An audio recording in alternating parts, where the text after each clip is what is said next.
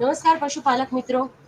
Kamdhenu university આયોજિત online પ્રશિક્ષણ કાર્યક્રમમાં આપ સૌનું હાર્દિક સ્વાગત છે. મિત્રો, ડેરી ઉદ્યોગ છે એનો આધાર આયોજનબદ્ધ પશુઓની સારવાર અને પશુઓની માવજત પર રહેલો છે. કોઈ પણ પશુ હોય, ગાય કે ભેંસ, એની વિયાણ સમયે કાળજી રાખવી એ ખૂબ જ જરૂરી છે. જો આપણે વિયાણ સમયે યોગ્ય કાળજી રાખીએ તો પશુઓમાં થતો મરણદર છે એ આપણે ઘટાડી શકીએ અને પશુમાંથી જે સારા અને હેલ્ધી બચ્ચા છે એ આપણે મેળવી શકીએ. ગાય અને ભેંસ હોય એમાં વિયાણનો સમય છે એ ખૂબ જ નાજુક અને ખૂબ જ અગત્યનો હોય છે.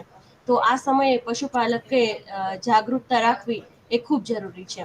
તો આ વિષય છે એ ખૂબ અગત્યનો વિષય છે અને આ વિષયની અગત્યતાને ધ્યાને લઈ આજે આપણે દુધાળા પશુઓની વિયાણ સમયે રાખવાની કાળજી અને નવજાત બચ્ચાની માવજત આ વિષય પર વિસ્તૃત માર્ગદર્શન આપવા માટે આજે વિષય નિષ્ણાંત તરીકે આપણે આમંત્રિત કર્યા છે ડોક્ટર દિનેશ કુમાર ચૌધરી સાહેબને. ચૌધરી સાહેબ છે એ વેટરનરી કોલેજ આણંદ ખાતે મદદનીશ પ્રાધ્યાપક તરીકે સેવા આપે છે અને તેઓ ગાયનેકોલોજી વિષયના નિષ્ણાંત છે. તો હું ડોક્ટર ચૌધરી સાહેબને વિનંતી કરું કે આપણા પશુપાલકોને આ વિષય પર વિસ્તૃત માર્ગદર્શન આપે. ડોક્ટર દિનેશભાઈ. ઓકે, નમસ્તે મેડમ. આપનો આભાર. હવે સર્વે પશુપાલક ભાઈઓ અને બહેનો મિત્રોને મારા નમસ્કાર.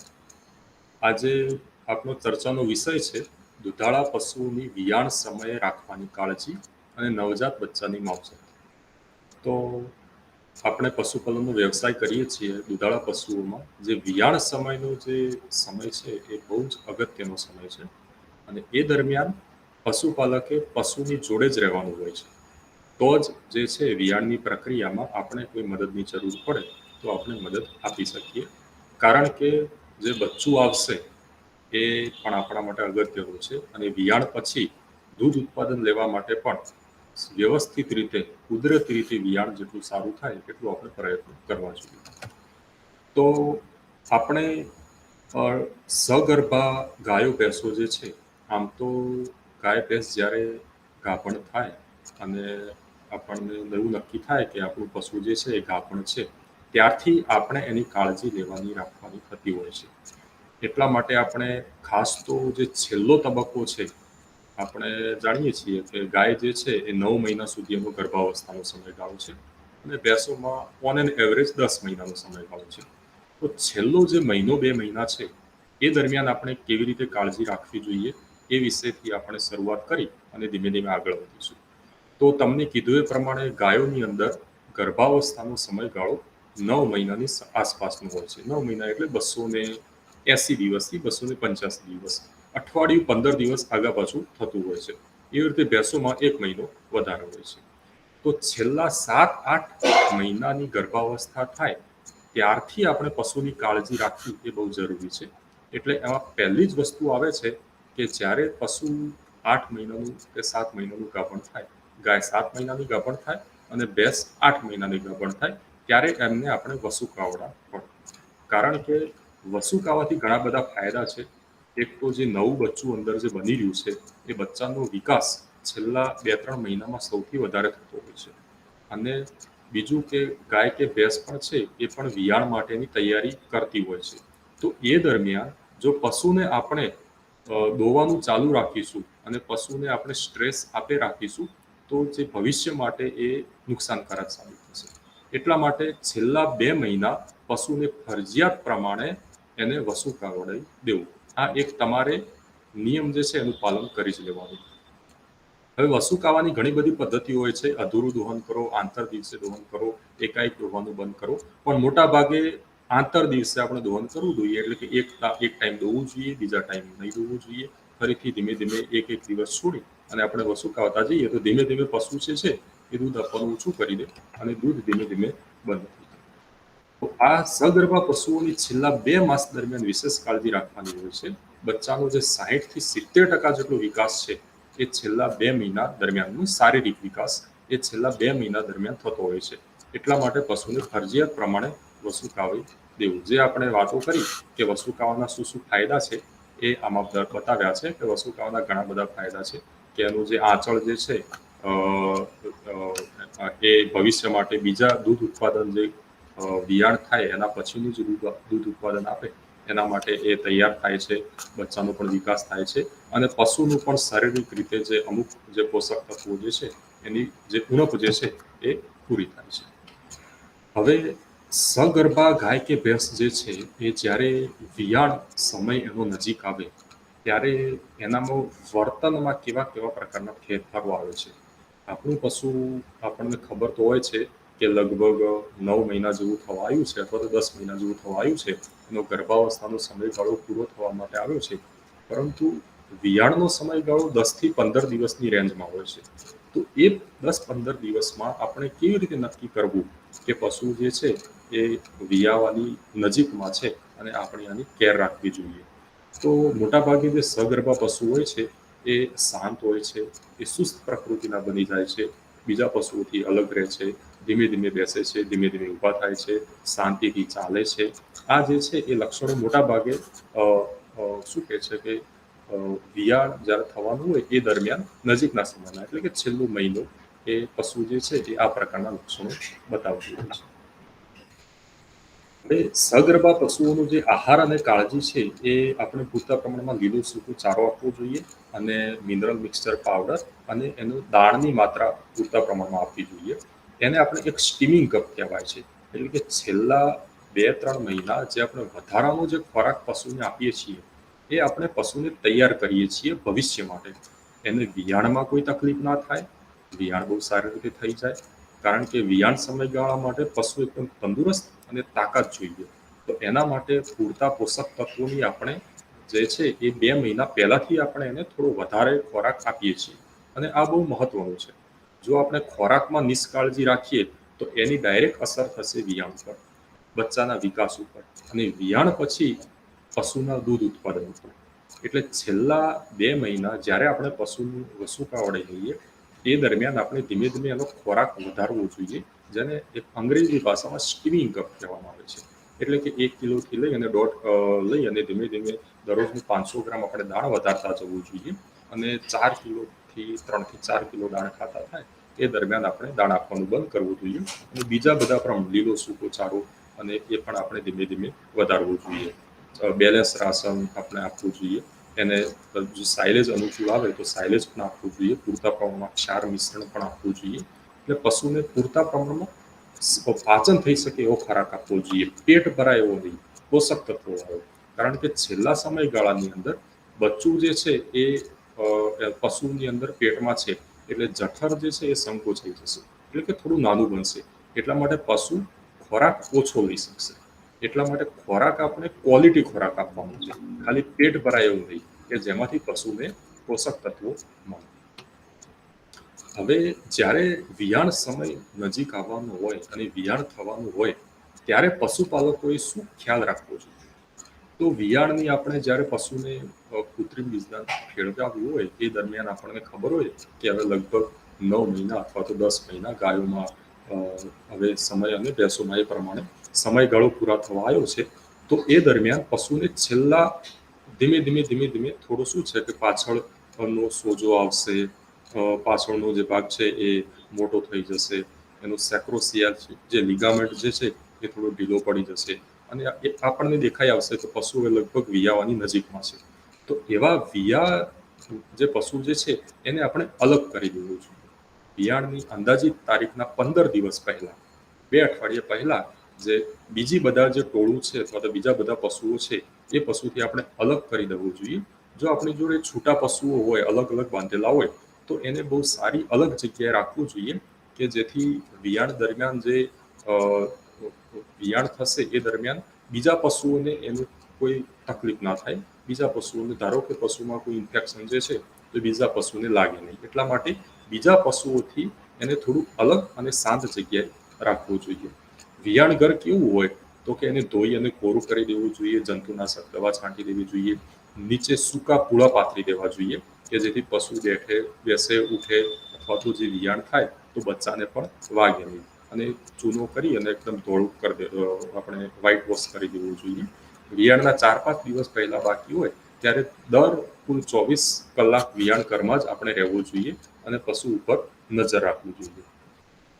એક દિવસ ઘરમાં ગાય ભેંસ લગભગ વિયાણ કરવો હોય તો વધુમાં વધુ બહુ વધારે કન્જેશન થાય એવું ક્રાઉડિંગ થાય એવું ના હોવું જોઈએ. ધારો કે બહુ મોટો તબેલો હોય આપણી જોડે અને વિયાણ ઘર આપણી જોડે મર્યાદિત હોય, તો શું છે કે વધારે 2 પશુ રાખવા જોઈએ અને પૂરતી જગ્યા પશુને મળતી રહેવી જોઈએ.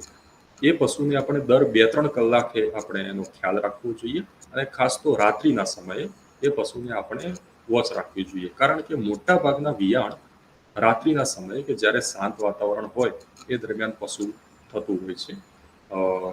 જ્યારે એનો ગર્ભાવસ્થાનો સમયગાળો પૂરો થાય, એટલે કે 9 મહિનાની આસપાસનો સમયગાળો જ્યારે પૂરો થતો હોય છે, ત્યારે વિયાણનો જે સમય જે છે એ બચ્ચું નક્કી કરે છે કે બસ હવે સમય થઈ ગયો છે અને વિયાણની હવે પ્રક્રિયા શરૂ થઈ જશે. પરંતુ જે દિવસો દરમિયાન, એટલે કે એકાદ દિવસની અંદર જ્યારે વિયાણ થવાનું હશે એ દિવસ માતા નક્કી કરે છે, એટલે કે પશુ નક્કી કરે છે. એટલે જ્યારે પશુ અનુકૂળ વાતાવરણ એને લાગશે, શાંત વાતાવરણ હશે, બીજું કોઈ ડિસ્ટર્બન્સ નહીં હોય, એ દરમિયાન જ પશુ જે છે મોટાભાગે વિયાણની પ્રક્રિયા થતી હોય છે, એટલે કે બચ્ચું બહાર આવતું હોય છે. એટલે રાત્રિના સમયે શાંત વાતાવરણ હોય છે, બીજું કોઈ ડિસ્ટર્બન્સ હોતું નથી, ચહલ-પહલ હોતી નથી. એટલે પશુ વિયાણની પ્રક્રિયામાં પૂરેપૂરું ધ્યાન આપી શકે એટલા માટે એ દરમિયાન વિયાણ મોટાભાગે આપણને થતા હોય છે.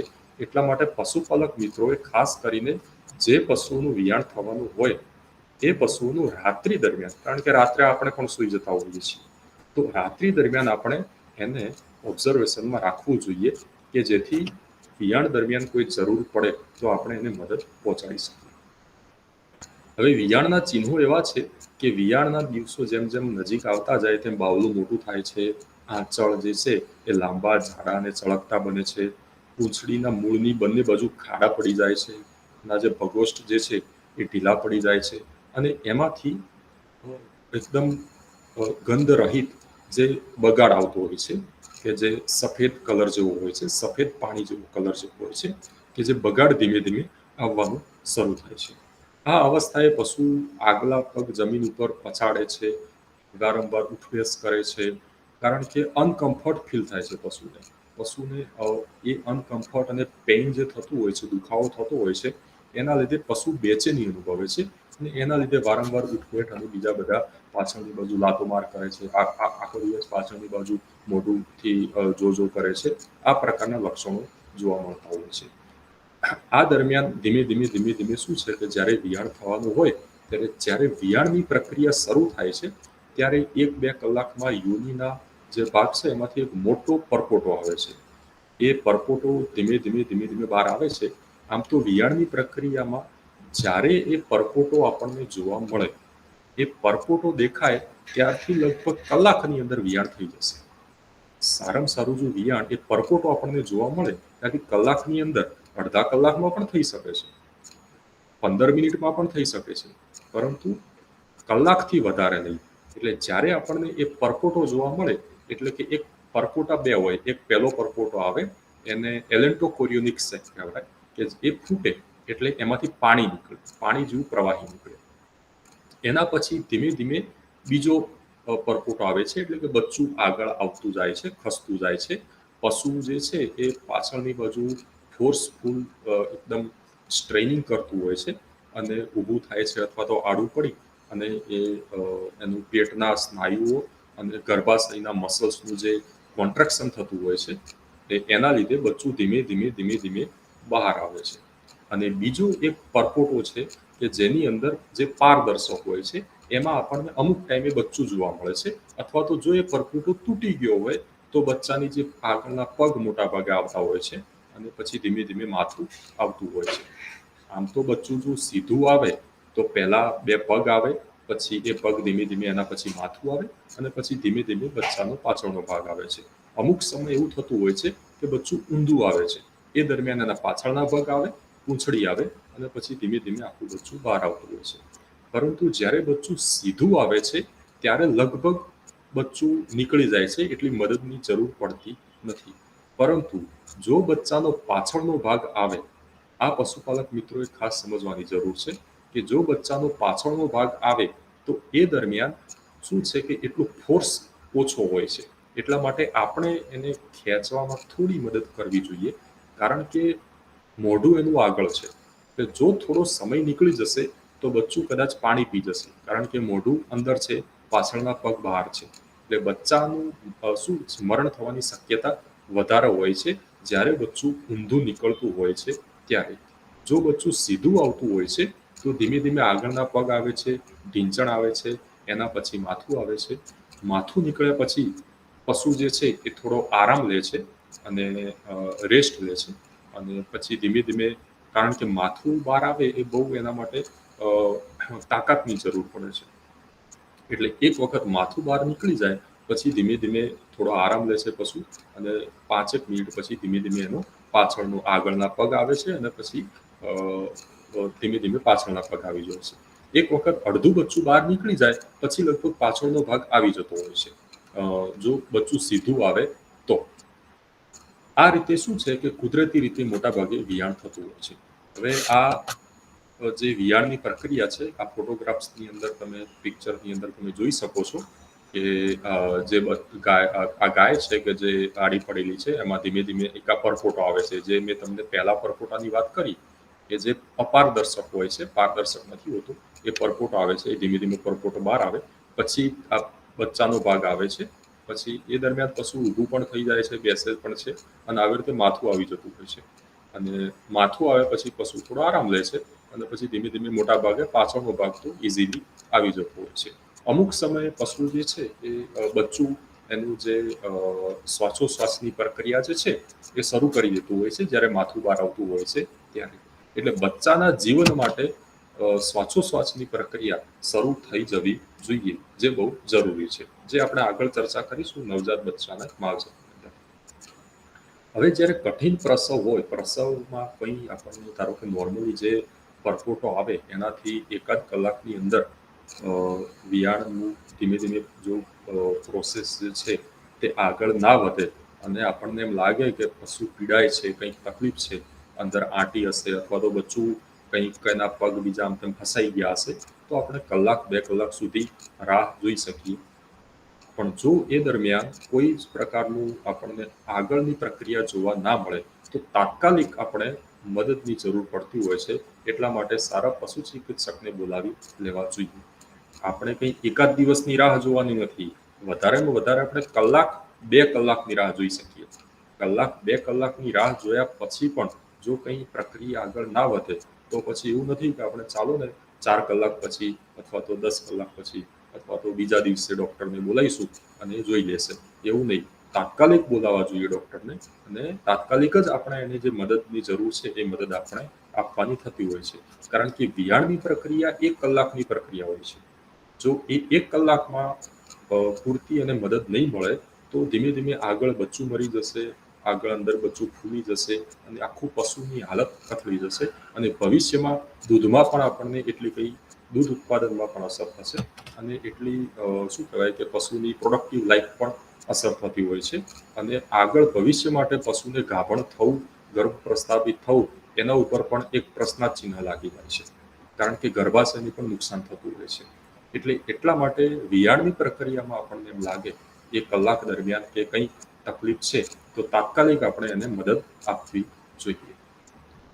હવે વિયાણ બાદની માવજત શું છે કે બચ્ચાનું જન્મ થઈ જાય તો કુદરતી ઉછેર મોટાભાગે જેટલું બને તેટલું વહેલું આપણે એને કરાટું આપવું જોઈએ. મોટાભાગે 1-8 કલાકની અંદર આપણે એને કરાટું આપી દેવું જોઈએ. હવે બીજી મહત્વની વસ્તુ જે છે કે જ્યારે વિયાણ પૂરું થઈ જાય ત્યારે જે મેલી અથવા તો આપણે ઓર કહીએ છીએ એ ભાગ લબડતી હોય છે બહાર.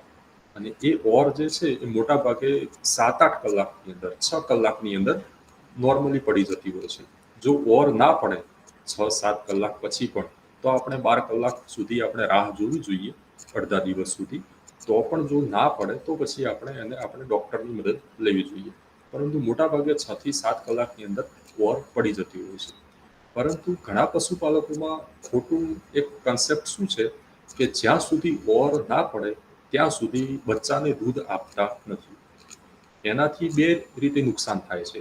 એક તો બચ્ચાને નવું છે કુદરત વાતાવરણની અંદર, આ સૃષ્ટિની અંદર, એટલે એને રોગ પ્રતિકારક શક્તિની જરૂર પડશે, જે એને માતાના દૂધમાંથી એટલે કે ખીરામાંથી કે કરાટામાંથી મળશે. અને એ ખીરું આપણે જેટલું વહેલું આપીએ એટલું પશુને રોગ સામેની લડવાની શક્તિ જે જલ્દી બને છે. કારણ કે શરૂઆતમાં બચ્ચાના જે આંતરડા હોય છે એની દિવાલ પાતળી હોય છે, કે જેની અંદરથી જે રોગ પ્રતિકારક શક્તિ માટેના જે અમુક તત્વો જે છે એ બચ્ચાની અંદર ઝડપથી શોષાઈ જતા હોય છે. જેમ જેમ કલાકો જતા જાય, બચ્ચું મોટું થતું જાય, 8 કલાક થાય, 8 ના 12 કલાક થાય, 24 કલાક થાય, એ પ્રમાણે એની આંતરડાની દિવાલ જાડી થઈ જાય છે અને ઓરમાં એની શું કહેવાય કે કરાટામાંથી જે શક્તિ મળવી જોઈએ તે પણ ઓછી મળે છે. એટલા માટે આપણે ઓર આપવી જોઈએ. બીજી વસ્તુ કે આપણે દૂધ કાઢીએ તો એનાથી ઓર પડવામાં પણ પશુને મદદ મળતી હોય છે. આપણે જ્યારે દૂધ નીકાળીએ તો એના લીધે એનું ગર્ભાશયનું સંકોચન પણ વધી જતું હોય છે, કે જેથી ઓર પણ જલ્દી પડી જતી હોય છે. એટલે મોટા ભાગે આપણે કશું જ વિચાર્યા વગર જો બચ્ચું ઊભું થઈને ધાવવા ના લાગે તો આપણે એને કલાકની અંદર થોડું દૂધ આપવું જોઈએ, થોડું. પછી દર 2-3 કલાકે દિવસમાં 3-4 વખત બચ્ચાના વજનના 10મા ભાગનું આપણે દૂધ આપવું જોઈએ. એટલે કે બચ્ચું જો 25 કિલોનું હોય તો આપણે એને દિવસનું 2.5 લીટર જેટલું દૂધ આપવાનું છે. તો એ પ્રમાણે આપણે થોડું 500 ml કાઢી અને બચ્ચાને દિવસમાં 4-5 વખત પીવડાવવું જોઈએ.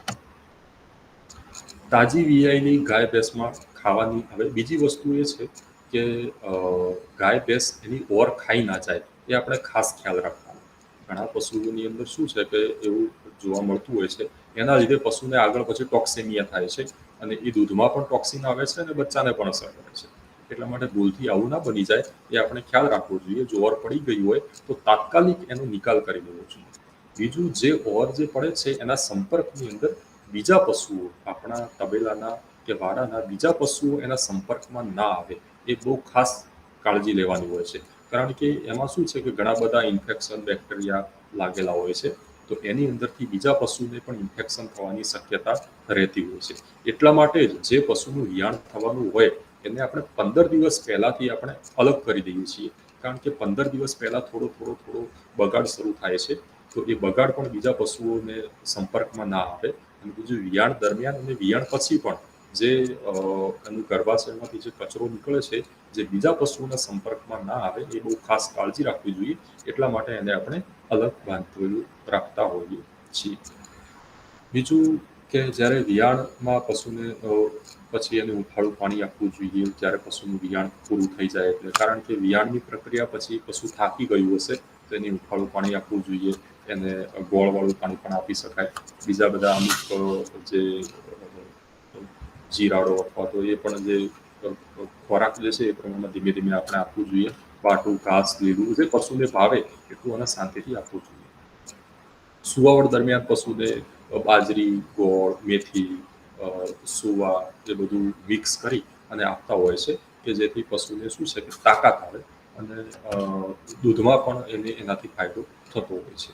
એટલે વિયાણદાણ ખવડાવવાથી પશુને શું તાત્કાલિક એનર્જી મળે છે અને દૂધમાં પણ એનાથી જે પોષક તત્વો મળવાથી દૂધમાં પણ ઘટાડો થતો નથી. ખાસ તો વિયાણ પછી પશુ જે બીમારી થતી હોય છે કેલ્શિયમની ઉણપના લીધે કે બીજા કોઈ મિનરલ્સની ઉણપના લીધે, એ પણ આવો આપણે પૂરતા પ્રમાણમાં ખોરાક આપીએ તો એ શક્યતા ઓછી રહેતી હોય છે અને પશુ તંદુરસ્ત રીતે વિયાણ થઈ અને જે વિયાણ પછીનું જે 10-15 દિવસનો સમય છે એ નીકળી જાય છે. એના પછી વાંધો નથી આવતો.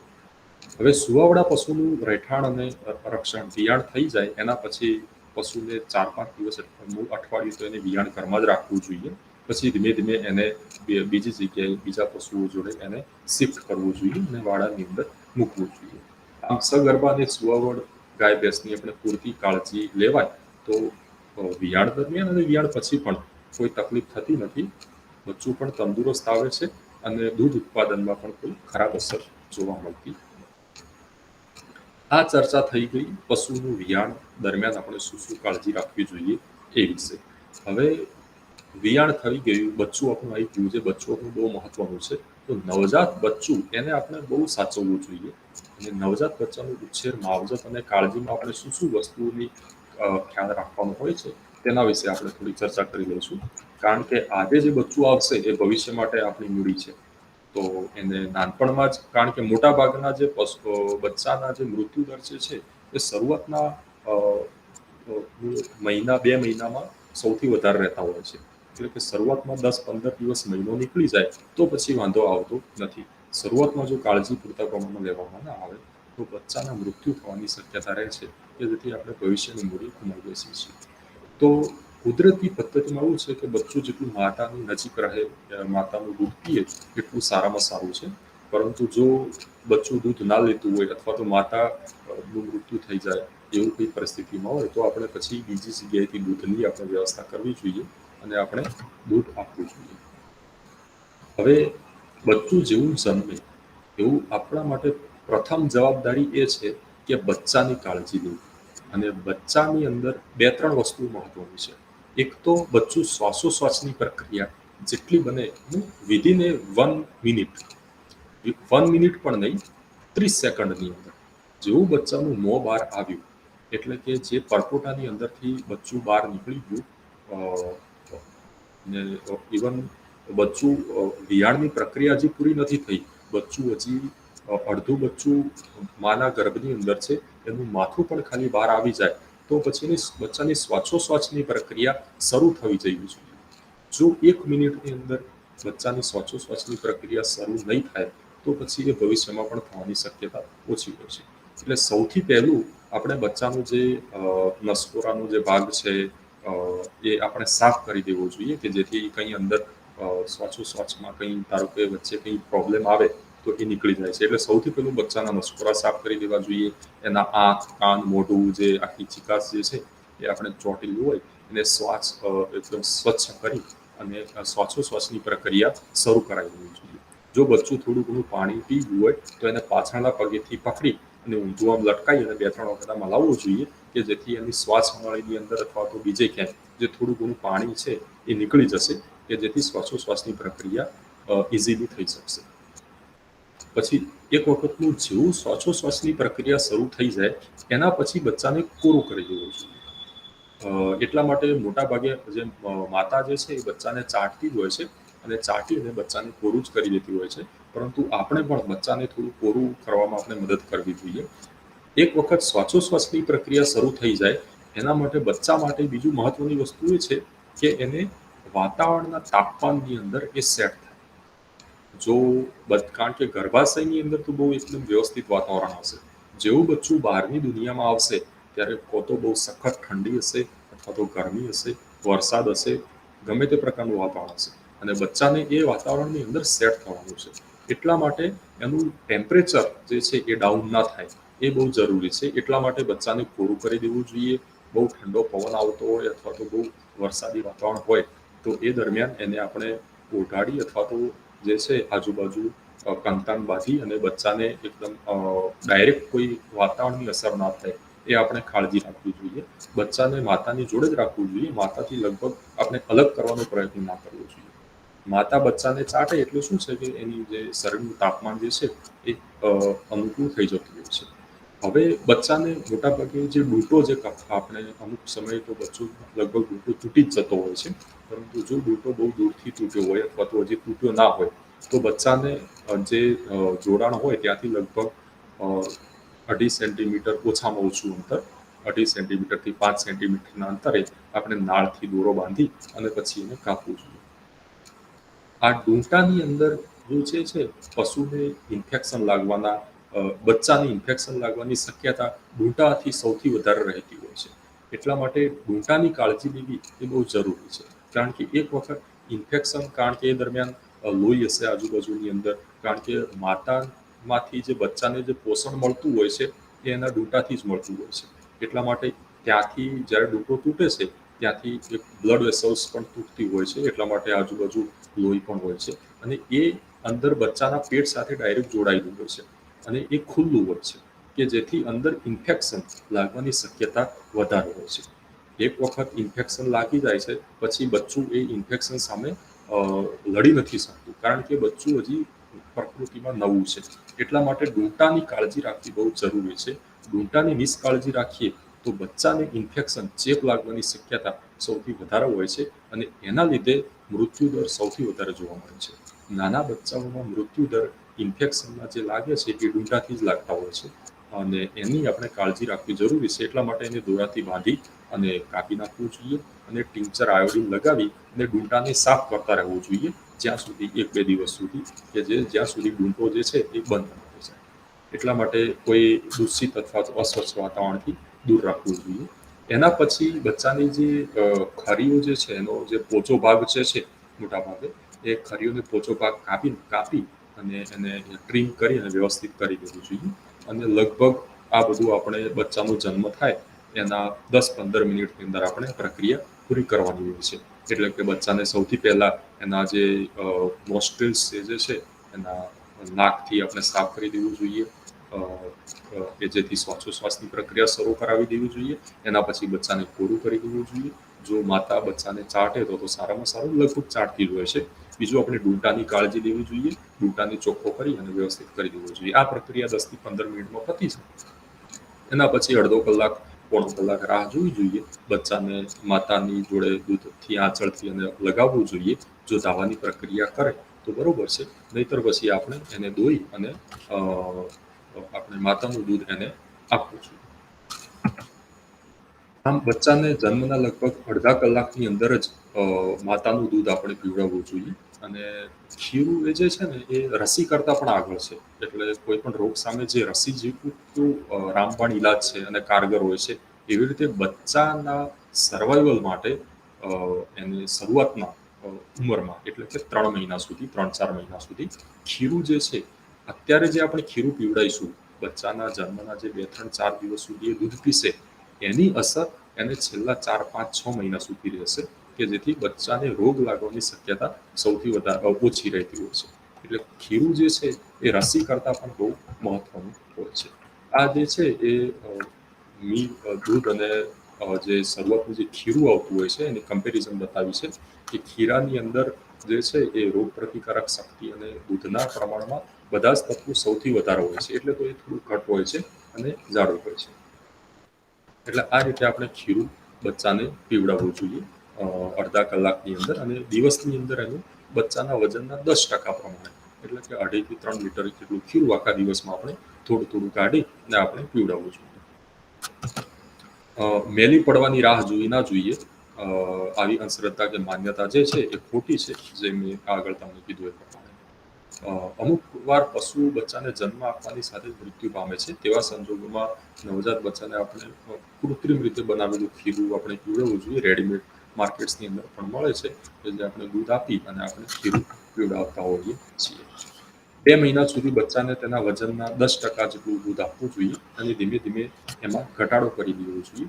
બચ્ચું જ્યારે 8-10 દિવસની ઉંમરનું થાય ત્યારે એને થોડું ઘાસ અને દૂધમાં પલાળેલું અને દાણ મોં ચટાડવું જોઈએ. અને ધીમે ધીમે આમ એને 15-20 દિવસે એને તણખલા વીણતું થાય એ પ્રકારે આપણે પ્રયત્નો કરવા જોઈએ કે બચ્ચું કંઈક ખોરાક લેતું થઈ જાય. દૂધને બદલે શું છે કે અમુક જે મિલ્ક રિપ્લેસર પણ આવે છે, અને ધીમે ધીમે એનું શરૂઆતમાં શરીરના વિકાસ માટે પ્રોટીનની જરૂર વધારે પડતી હોય છે. એટલા માટે બચ્ચાને પ્રોટીનયુક્ત ખોરાક વધારે આપવો જોઈએ, કે જેથી કાર્બ સ્ટાર્ટર જે છે એ ધીમે ધીમે આપણે શરૂ કરવું જોઈએ, કે જેની અંદર પ્રોટીન્સ વધારે છે, કે જેથી બચ્ચાના બંધારણમાં, વિકાસમાં, હાડકાના વિકાસમાં એ મદદ કરશે, અને એ ધીમે ધીમે આપણે આપવું જોઈએ. આ બધી પ્રોડક્ટ્સ માર્કેટ્સમાં આવે છે, અવેલેબલ છે, કે જેથી આપણે ખવડાવી અને અમુક જો એવા સંજોગોમાં જરૂર પડે તો આપણે ઉપયોગ કરી શકીએ છીએ. જો માતા ના હોય એવા સંજોગોમાં. બાકી તો ખીરું જે છે, માતાનું દૂધ એ તો ઉત્તમમાં ઉત્તમ છે, એનો કોઈ અલ્ટરનેટિવ છે જ નહીં. મોટાભાગે આ જે વૃદ્ધિદાર ખોરાક છે એ અવેલેબલ પણ હોય છે, અને બીજું પણ આપણે એને ધારો કે બનાવી પણ શકીએ છીએ, જે મગફળીનું ખોળ છે, મકાઈનો બોડો છે, ઘઉંનું થૂલું છે, ક્ષાર છે, મીઠું છે, આ પ્રકારે આપણે થોડું થોડું જે છે અનાજ છે એ મિક્સ કરી અને આપણે એને પલાળી અને આપી શકીએ છીએ. હવે બીજી વસ્તુ કે બચ્ચું લગભગ 15-20 દિવસનું 3 અઠવાડિયાનું થાય ત્યારે આપણે શીંગડા દાબવાની, જો આપણે શીંગડા દબાવવાના હોય તો એ 3 અઠવાડિયા જેટલું થાય ત્યારે આપણે શીંગડા દબાવી દેવા જોઈએ. જો આપણે બહુ મોડું કરીએ તો એ શીંગડા પછી જાડા થઈ જાય, અંદર પણ બહુ ઉતરી જાય છે. એટલા માટે જે શીંગડા નીકળવામાં પણ તકલીફ રહેતી હોય છે, અને પછી બીજા બધા પણ પ્રોબ્લેમ થતા હોય છે. એટલા માટે જે 3 અઠવાડિયા પછી આપણે શિંગડા દબાઈ દેવા જોઈએ. વાછરડાનું રહેઠાણ જે અવજાસવાળું હોવું જોઈએ, સૂકું હોવું જોઈએ, કોરું હોવું જોઈએ, નીચે ઘાસ પાથરેલું હોવું જોઈએ અને ઠંડો પવન, ખાસ તો ઠંડો પવન શિયાળામાં, વરસાદમાં ડાયરેક્ટ ઠંડો પવન લાગે નહીં તેની આપણે કાળજી રાખવી જોઈએ.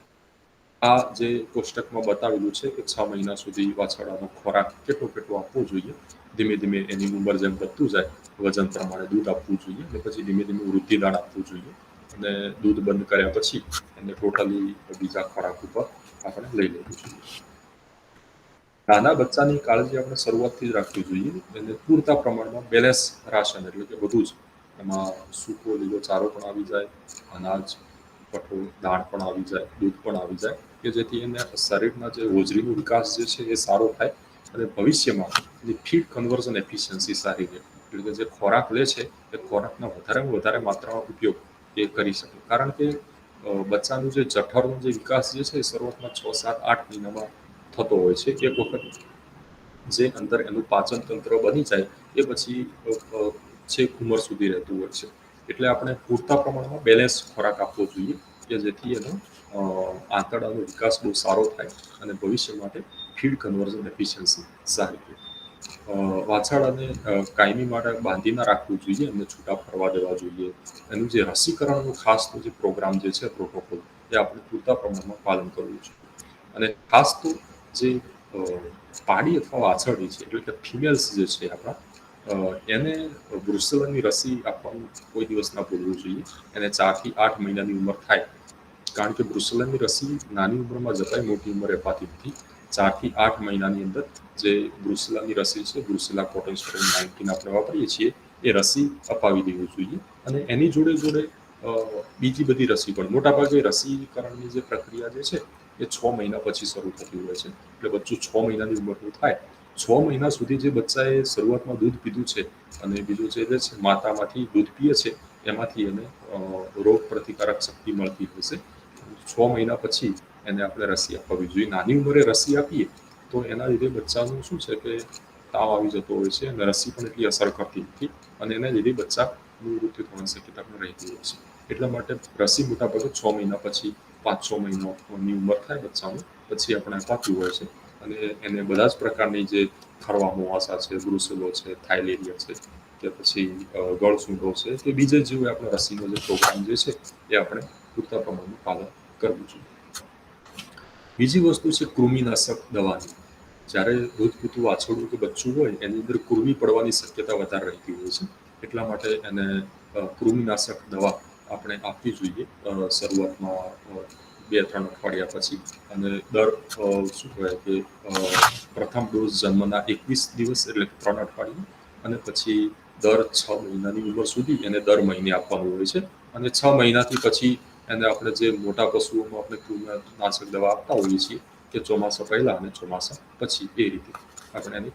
અને ખાસ તો નાના વાછરડાની અંદર દૂધ પીતા હોય છે એટલા માટે કૃમિ જલ્દી પડે છે.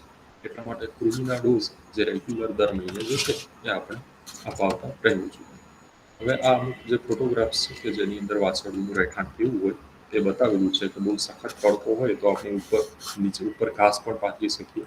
એસ્બેસ્ટોસની સીટ હોય તો સારામાં સારું, સિમેન્ટના પતરા હોય તો, લીંપણ વાળું હોય તો પણ સારામાં સારું. તો શું અંદર ગરમી ઓછી રહે. લોખંડના શેડ તપેલા હોય છે એની અંદર ગરમી વધારે હોય છે. જેટલું હાઇટ વધારે હોય એટલું સારું, કે જેથી ખુલ્લો પવનની અવરજવર રહે અને જે છે કે અંદર ગરમી ઓછા પ્રમાણમાં થતી હોય છે. એટલા માટે હવા ઉજાસવાળા વિસ્તારની અંદર આપણે રાખવા જોઈએ. આ એમનું રસીકરણની પ્રક્રિયા છે, પ્રોટોકોલ્સ છે કે કઈ રસી, કાળિયા તાવની રસી, ચેપી કરપવાની રસી, ગળચૂંટાની જે છે. અમુક રસી જે છે એની જરૂર નથી, પરંતુ અમુક રસી આપણે અપાવવી જોઈએ. જો ભૂલથી હડકાયું કૂતરું કે એવું કંઈ કરડી જાય તો પછી એને જે ઇન્જેક્શનનો ડોઝ છે હડકવાની રસીનો, જે કરડે એ દિવસે, એના પછી 3, 7, 14 અને 28 દિવસે, અને બહુ જરૂર પડે તો 3જા મહિને પણ આપતા હોય છે. આ એને મોટાભાગે રસી જે છે એ આપણે અપાવી દેવું જોઈએ. હવે પશુની અંદર, નાના બચ્ચાની અંદર મોટાભાગે અમુક થોડા કાચા જન્મેલા હોય અથવા તો પૂરતા પ્રમાણમાં વિકસિત ના હોય તો એ થોડા અશક્ત હોય છે, કે જે વાતાવરણમાં ટકી રહેવા માટે પૂરતા પ્રમાણમાં સશક્ત નથી હોતા, કે જેથી બચ્ચું ઠંડુ પડી જાય છે અને આ બધા પ્રોબ્લેમ રહેતા હોય છે. જન્મના 1-2 દિવસની અંદર આ બધા પ્રોબ્લેમ્સ આવતા હોય છે. એટલા માટે આપણે પૂરતી કાળજી રાખવી જોઈએ કે જે કોઈ આપણને ખ્યાલ આવી જાય. જો કોઈ ખોડખાંપ પણ હોય બચ્ચાની અંદર તો એ પણ આપણે એની ઓબ્ઝર્વેશન કરી લેવું જોઈએ, કે જેથી ભવિષ્યમાં એ બચ્ચાનો ઉછેર કરવો કે નહીં કરવું એ આપણે નક્કી કરી શકીએ. આ જે છે જન્મના શરૂઆતના ભાગમાં જે બચ્ચાને અમુક રોગો થતા હોય છે. મોટા ભાગે જે રોગો જે છે, ઇન્ફેક્શન જે એનાથી થતી હોય છે શરૂઆતમાં, એ ડૂંટાથી થતી હોય છે. એટલે ડૂંટાની આપણે કાળજી રાખવી જોઈએ. એન્ટિસેપ્ટિક સોલ્યુશનથી આપણે ક્લીન કરતા રહેવું જોઈએ જ્યાં સુધી ડૂંટો બંધ ના થાય ત્યાં સુધી, એટલે કે 2-3 દિવસ સુધી. અને કે જેથી એને શું કહેવાય છે કે ઝાડા કે બીજા બધા પ્રોબ્લેમ્સ પણ ઓછા આવતા હોય છે. ખરવા મોવાસા, ધારો કે બચ્ચાની અંદર ખરવા મોવાસા આવ્યો તો એની શું કહેવાય છે કે મોર્ટાલિટી વધારે હોય છે. મોર્બિડિટી તો બધા પશુઓમાં હોય જ છે, પણ એનું મૃત્યુ દર સૌથી વધારે હોય છે. ખરવા મોવાસા આવ્યો તો બચ્ચું એને સહન કરી શકતું નથી. એટલા માટે જો અને 6 મહિના સુધી એની રસી પણ આપણે મુકાવી શકતા નથી. એટલા માટે જો એવું વાતાવરણ હોય, આજુબાજુમાં ખરવા મોવાસાનો આઉટબ્રેક ચાલતો હોય, તો એ દરમિયાન આપણે ખાસ બચ્ચાની અને જે ગાભણ પશુ જે છે એમની આપણે ખાસ કાળજી રાખવાની હોય છે, કે જેને આપણે એ આપણા વાડામાં પણ ધારો કે આવી ગયો તો એને આપણે બીજા પશુઓથી થોડું અલગ રાખવું જોઈએ. અને એ પ્રકારે આપણે કાળજી રાખવાની રહેતી હોય છે. કોઈ પણ ધારો કે ખરવા મોવાસા કે ગળસૂંટો જો બચ્ચાની અંદર આવી જાય તો બચ્ચાની રોગ પ્રતિકારક શક્તિ ઓછી રહેવાથી પૂરતા પ્રમાણમાં એ સહન કરી શકતા નથી. બીજા પરોપજીવીઓ પણ બચ્ચાની અંદર દૂધ પીતા હોય છે એટલા માટે વધારે હોય છે. અને એક્સટર્નલ પેરાસાઇટ પણ જો હોય તો પણ એ આપણે એને ઇન્જેક્શન અપાવી અને એને કાળજી રાખવી જોઈએ. એટલે કે કૃમિનાશક દવાનો જે ડોઝ છે એ પૂરતો કરવો જોઈએ. બચ્ચાને શું છે કે પાચન તંત્રમાં ફ્રેશ ખોરાક આપવો જોઈએ. કોઈ સડેલું કે બગડેલું કે જૂનું વાસી દાણ કે એવું આપવું ના જોઈએ, કે જેથી બચ્ચાને પાચન તંત્ર રિલેટેડ કંઈ પ્રોબ્લેમ ના થાય, એટલે કે આફરો ના ચડે, ઝાડા ના થાય. અને બીજું ઠંડી ગરમી સામે રક્ષણ આપવું જોઈએ. પૂરતા પ્રમાણમાં વિટામિન મિનરલનું શરૂઆતમાં આપણે સપ્લિમેન્ટ્સ પણ આપવું જોઈએ, કે જેથી બચ્ચાનો વિકાસ જે છે એ બહુ સારી રીતે થઈ શકે. આ પ્રકારે જો આપણે બચ્ચાની કાળજી રાખીએ શરૂઆતના 6, 7, 8 મહિના સુધી, તો પછી તો લગભગ બચ્ચું વાતાવરણમાં સેટ થઈ જાય છે. અને પછી તો એની રીતે એ રોગ સામે વાતાવરણ સામે એ જજુમવા માટે સક્ષમ પણ બની જાય છે, કે જેથી આગળ જતાં એટલી જરૂર પડતી નથી. એટલે આ રીતે ગાભણ પશુ જે છે એની ગર્ભાવસ્થા ધારણ કરે એનાથી આપણે છેલ્લા 3 મહિના, એને વિયાણનું 3 મહિના બાકી હોય ત્યાંથી લઈ અને બચ્ચું જ્યારે 6-7 મહિનાનું થાય ત્યાં સુધી આપણે કાળજી રાખવાની હોય છે. શરૂઆતમાં જે છે પશુ જે છે જ્યારે છેલ્લા 2-3 મહિનાનું વિયાવાનો સમય હોય ત્યારે એને ખોરાકની, એટલે કે સ્ટીમિંગ અપ પૂરતો વધારે જો ખોરાક આપીએ છીએ, એ પશુને જે દૂધ છે દોવાનું એ આપણે વસુ પાવડાવવું પડશે. વિયાણ દરમિયાન જે કાળજી રાખવાની છે એ, અને વિયાણ પછી પણ પશુની અને બચ્ચાની જે કાળજી જે છે, એટલે આ પ્રકારે આપણે કાળજી રાખીશું તો શું છે કે જે આપણું જે પ્રોગ્રામ જે છે કે વર્ષે અથવા તો 13-14 મહિને, વધારેમાં વધારે 15 મહિને, ગાયોની અંદર 12-13 મહિને અને ભેંસોની અંદર 14-15 મહિને વિયાણ થાય.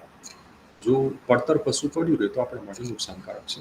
એટલે જો આ પ્રકારે પૂરતી કાળજી રાખવામાં આવે તો જ જે પશુ જે છે એનું વર્ષે અથવા તો 13-14 મહિનાનું વિયાણ થાય અને આપણા જે છે પશુપાલનનો ધંધો એ સાયકલ જે છે એ ચાલતી રહે, મેન્ટેન થયા.